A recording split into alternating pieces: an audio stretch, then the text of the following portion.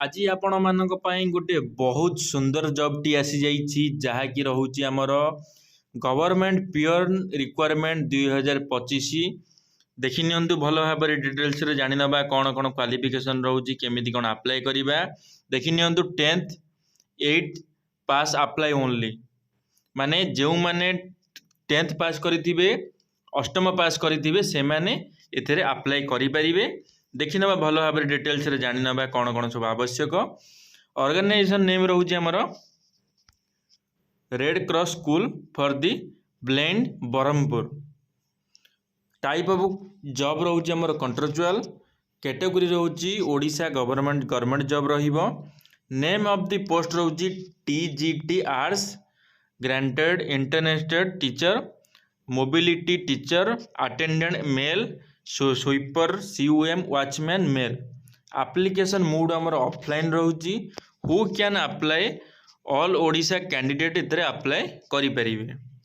देखि नियंतु all Odisha candidate apply करि परिबे प्लेस ऑफ पोस्टिंग रहउछि मध्य ओडिशा रे लास्ट डेट हमर अछि 10/11/2025 माने आपणक पाखरे एबे समय अछि आपण माने आराम से जाइंगिरी अप्लाई करि परिबे जेंडर रहउछि बोथ मेल एंड फीमेल माने उभय पुओ झियो एथिरे अप्लाई करि परिबे एबे देखि नबा कोन सब रहउछि एलिजिबल क्राइटेरिया कोन रहउछि एजुकेशन क्वालिफिकेशन कोन रहउछि देखि नबा देखनु टीजीटी आर्ट्स को पई कोन रहउछि qualification candidate should have complete graduate in arts with BEd general and RCI recognition diploma in special education visually imported or graduate in arts with RCI recognition BEd in visually impaired देखि नंतु आपण को arts रो graduation आपण complete हितर BD मध्य करिथिबा दरकार द्वितीय रे होउची trained international teacher intermediate teacher तांको पई रहउची candidate should have complete +2 pass or equivalent with RCI recognition diploma in special education VI आपण मानकु +2 पास करिथिबा दरकार ट्रेनड इंटरव्यू टीचर को पई रहउची इंटरमीडिएट टीचर को पई रहउची जोटा कि हमरो TIT तृतीय रे रहिची हमरो मोबिलिटी टीचर देखंतु मोबिलिटी टीचर सेमानक पई रहउची candidate should have complete +2 pass or equivalent with RCI recognition diploma degree in organization in mobility fourth रे रहउची अटेंडेंट जो माने हमर अटेंडेंस रे काम करनी अटेंडेंट जाउ कोंती सेमानक पई रहउची कैंडिडेट पास आउट क्लास 8 माने 8 पास जदी आपण माने अष्टम पास को पई अटेंडेंट को पई खाली अष्टम पास दरकार 10th भी जदी न पास करिथिबे ताले चलिबो किंतु अष्टम पास करिथिबा नियति आवश्यक तापर पंचम रे देखि दमा कोन रहउची स्वीपर सीयूएम वॉचमैन को पई रहउची कैंडिडेट पास क्लास 8 माने स्वीपर मध्ये अष्टम पास करिथिबा आवश्यक जदि आपण अष्टम पास करिसंती ताले स्वीपर पई भी अप्लाई करि परिबे अटेंडेंट को पई मध्ये अप्लाई करि परिबे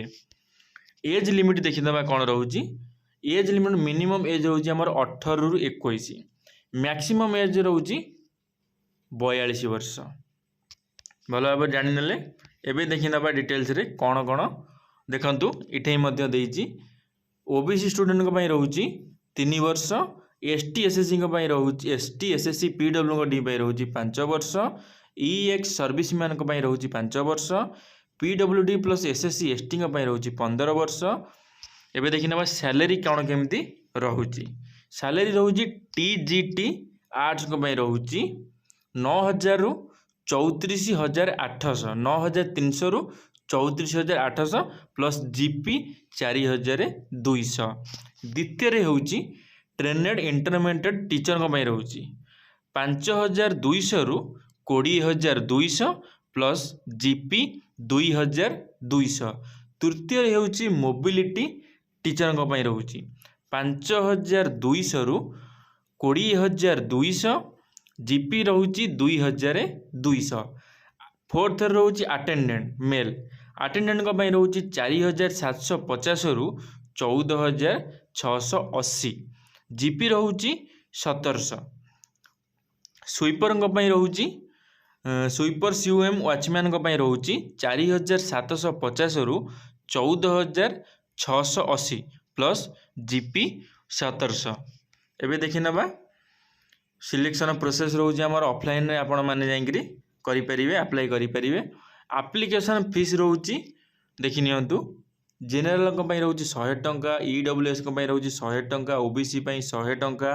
PhD କ୍ୟାଣ୍ଡିଡେଟଙ୍କ ପାଇଁ ରହୁଛି 100 ଟଙ୍କା, ST ST ପାଇଁ ରହୁଛି SSC STଙ୍କ ପାଇଁ ରହୁଛି 100 ଟଙ୍କା। ଏବେ ଦେଖିନେବା କ'ଣ କ'ଣ ସବୁ ଡକୁମେଣ୍ଟ ଆପଣଙ୍କୁ ଆବଶ୍ୟକ, ଏଇଟା ଟିକେ ଧ୍ୟାନ ଦେଇ ଶୁଣିବେ କ'ଣ କ'ଣ ଡକୁମେଣ୍ଟ ସବୁ ଆବଶ୍ୟକ।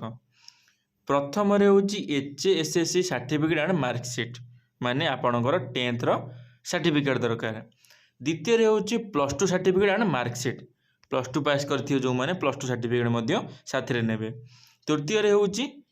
କାଷ୍ଟ ସାର୍ଟିଫିକେଟ୍, ଚତୁର୍ଥରେ ହେଉଛି ଆପଣଙ୍କର ଆଧାର କାର୍ଡ଼, ପଞ୍ଚମରେ ହେଉଛି ରେସିଡେଣ୍ଟ ସାର୍ଟିଫିକେଟ୍, ଷଷ୍ଠରେ ହେଉଛି ଏମ୍ପ୍ଲୟମେଣ୍ଟ ରେଜିଷ୍ଟ୍ରେସନ୍ କାର୍ଡ଼, ସପ୍ତମରେ ହେଉଛି self attested passport size photograph, ମାନେ ଆପଣଙ୍କ ପାସପୋର୍ଟ ସାଇଜ୍ ଫଟୋ ମଧ୍ୟ ଆବଶ୍ୟକ। ଆପ୍ଲାଏ ଷ୍ଟାର୍ଟ ଡେଟ୍ ଦେଖିବା, ଆପ୍ଲାଏ ଷ୍ଟାର୍ଟ ଡେଟ୍ ଆପଣମାନଙ୍କୁ ମୁଁ ଜଣାଇଦେଲି। ଲାଷ୍ଟ ଡେଟ୍ ହେଉଛି 10/11/2025 ଲାଷ୍ଟ, ଆରି ଭିତରେ ଆପଣମାନଙ୍କୁ ଆପ୍ଲାଏ କରିବାର ଅଛି। ଦେଖିନେଲେ ଭଲ ଭାବରେ। ଯଦି ଆପଣଙ୍କୁ ଏସବୁ ଜିନିଷର ଲିଙ୍କ୍ ଦରକାର ତାହେଲେ ଆପଣମାନେ ଏଠି ଲିଙ୍କ୍ରେ କ୍ଲିକ୍ କରି ଆପଣମାନେ ଡିଟେଲ୍ସରେ ଜାଣିପାରିବେ, ଆଉ ଆପଣମାନେ ଦେଖିପାରିବେ କେମିତି ଆପ୍ଲାଏ କରିବେ, କ'ଣ କଲେ ଆପଣଙ୍କର କେଉଁ ଜାଗାରେ କେମିତି ଲିଙ୍କ୍ ମଧ୍ୟ ଆପଣଙ୍କୁ ମିଳିଯିବ, ଡିଟେଲ୍ସରେ ଆପଣମାନେ ବୁଝିପାରିବେ ଯଦି ଏହି ଲିଙ୍କ୍ରେ ଆପଣ କ୍ଲିକ୍ କରୁଛନ୍ତି। ଆପଣମାନଙ୍କୁ ଏ ଲିଙ୍କ୍ ମୁଁ ଦେଇଦେବି ଟେଲିଗ୍ରାମ ଚ୍ୟାନେଲରେ, ଡେସ୍କ୍ରିପସନ୍ରେ ମଧ୍ୟ ମୁଁ ଦେଇଦେବି। ଡେସ୍କ୍ରିପସନ୍ରେ ଆପଣମାନେ ଟେଲିଗ୍ରାମ ଚ୍ୟାନେଲରେ ଲିଙ୍କ୍ କରି ସେଠି ଯାଇ ଆପଣମାନେ ଆରାମସେ ଦେଖିପାରିବେ। ଯଦି ଭିଡ଼ିଓଟି ଆପଣମାନଙ୍କୁ ଭଲ ଲାଗିଥିବ ତାହେଲେ ମୋତେ ଲାଇକ୍ କରିଦେବେ, ସେୟାର କରିଦେବେ। ଧନ୍ୟବାଦ। ଜୟ ଜଗନ୍ନାଥ।